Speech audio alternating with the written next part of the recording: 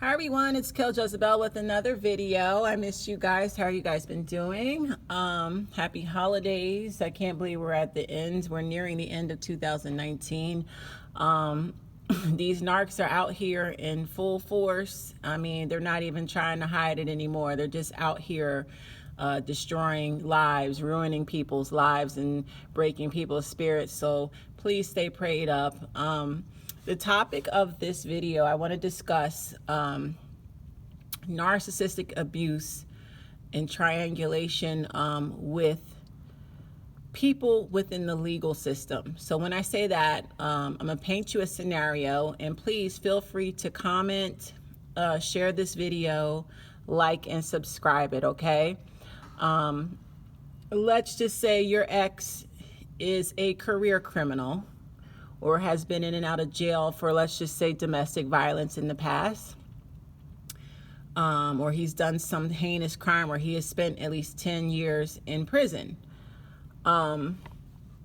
He gets out. Of course, he gets on probation for however long. And for those of you that don't understand how probation works, when someone is released from federal prison or state prison, they are assigned a probation officer, and the job of the probation officer is to basically give the probationer a set of strict guidelines. Things like they cannot leave the state without permission. If they cross state lines without permission, they're violating probation. They can't have weed in their household. They cannot drink. No drugs. They cannot be around people with drugs or weed. They can't be around other felons. They cannot be around weapons. They cannot live in a household with weapons. So, domestic violence definitely is one of those things. I don't think they can be online, no social media, things like that.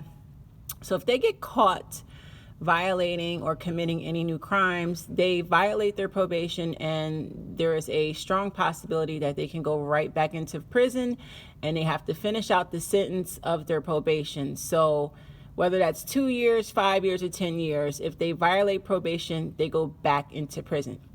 So let's just say your narcissistic ex is an ex-convict, ex-felon. He's out on probation. You go through this relationship with him or her. We can say her too. There's female convicts. And the narcissist, not only does a narcissist emotionally abuse you, he beats you down. He physically assaults you behind closed doors, and he puts a lot of fear in you if you decide to snitch.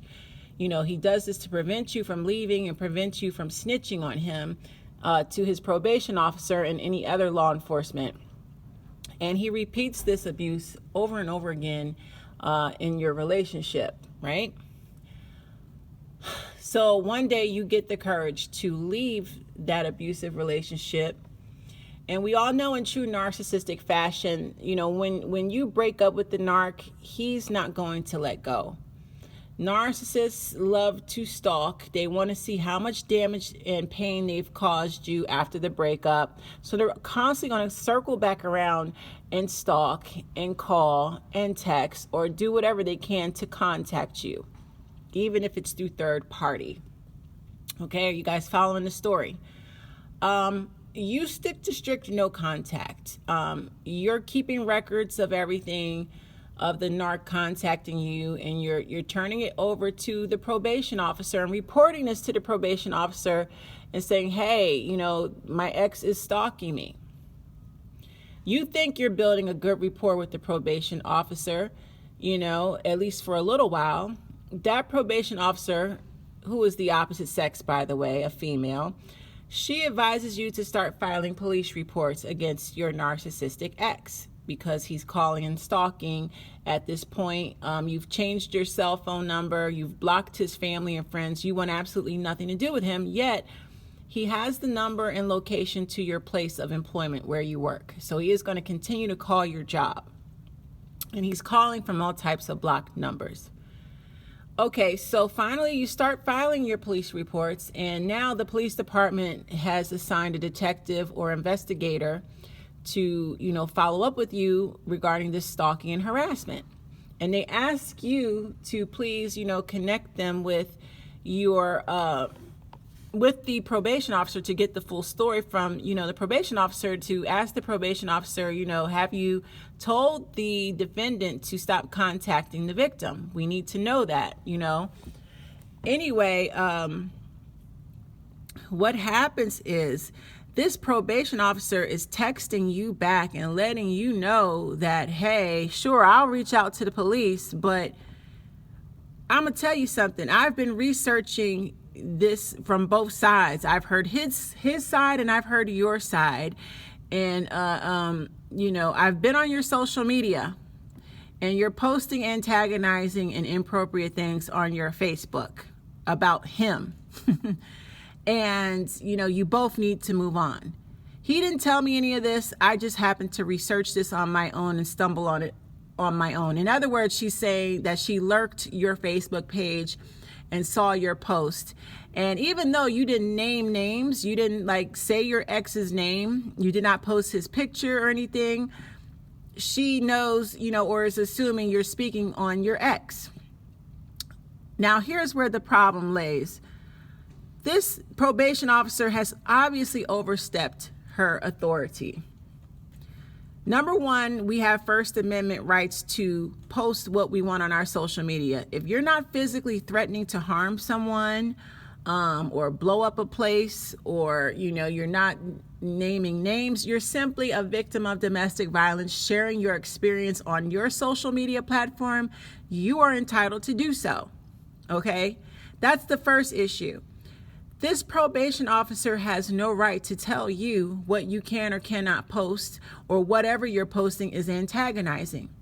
The problem is she has breached confidentiality. She has disclosed to you what your ex is telling her. This back and forth needs to stop between you two. I've heard his story and I've heard yours. Well, you're not supposed to even be discussing his story with me. That's where she went wrong. And another thing, she shouldn't be, with the high caseloads, these probation officers who are dealing with these very violent ex-convicts, they have large caseloads. Where does she have the time to even lurk on someone's Facebook page if they're not, if there's someone other than the convict that is assigned to her? You're not supposed to be bothering the victim. Nor, she shouldn't have said anything to the victim. She's letting the victim know that she's lurking her pages. And that does not make any sense, because what is the probable cause to lurk on a victim of domestic violence page? She stated in the text message that your narcissistic ex didn't complain about your post. She just happened to be stumbling or lurking herself. Now, that's a lie, okay? Because if he's not complaining about what you're posting, if he's not lurking or stalking or complaining to her about what you're posting, what is her reasoning for lurking your page? And furthermore, why would she take it a step further to text you to let you know that whatever you're posting is antagonizing and inappropriate towards the defendant, your ex? So see, we have a case here of triangulation. What is really happening is that your ex is in fact stalking, lurking your social media, and he knows that you want nothing to do with him. He knows you've been strict no contact, and so does the probation officer. So he's feeding her some type of sob story. He's playing victim, of course. He's master manipulating the stupid PO, because the probation officer is very stupid. If you're going to be in this line of business and you're working with violent, toxic, narcissistic, sociopaths and psychopaths, the first rule of thumb is these men and women that come out of prison are highly destructive. Yes, they deserve a second chance, but let's not forget the fact of what you're dealing with here. You're dealing with a violent maniac, and they don't change. Okay. And now your narcissistic ex has been offered counseling in the past, and he does not comply with it because he does not feel that nothing is wrong with him. He feels he's above the law, and she's well aware of that. So at the end of the day, the problem we have here is this. We have a case of the probation officer being dishonest, abusing her authority, overstepping boundaries, being unethical, and more importantly, unprofessional. She has no right to tell you what you can and cannot post on your social media pages. Her job is to stay on top of the probationer, who is your ex. If he's lurking and stalking, she needs to shut it down.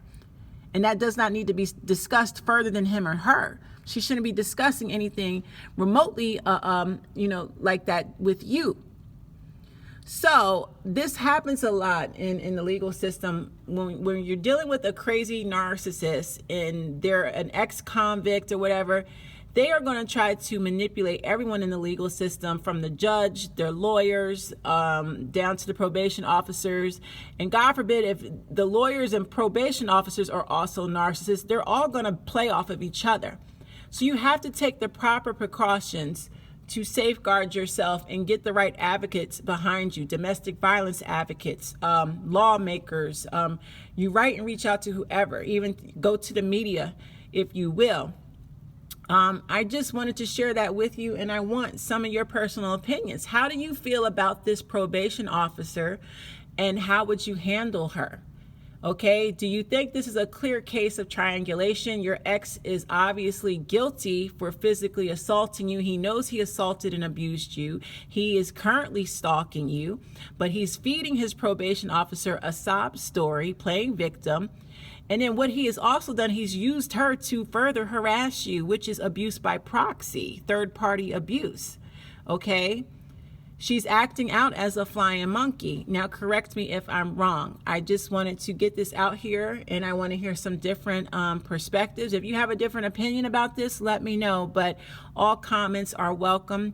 If you're caught in this type of scenario, please, again, safeguard yourself, because this legal system plays dirty. They're not for the victims. We have to act as our own warriors, and we have to defend ourselves, and we have to build our own teams out here now. Okay, domestic violence is real, and women are dying left and right.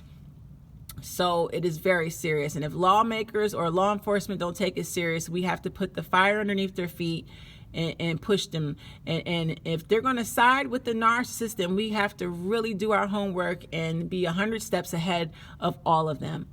Okay, guys, this is Kill Jezebel again. To the next video. Take care. Bye.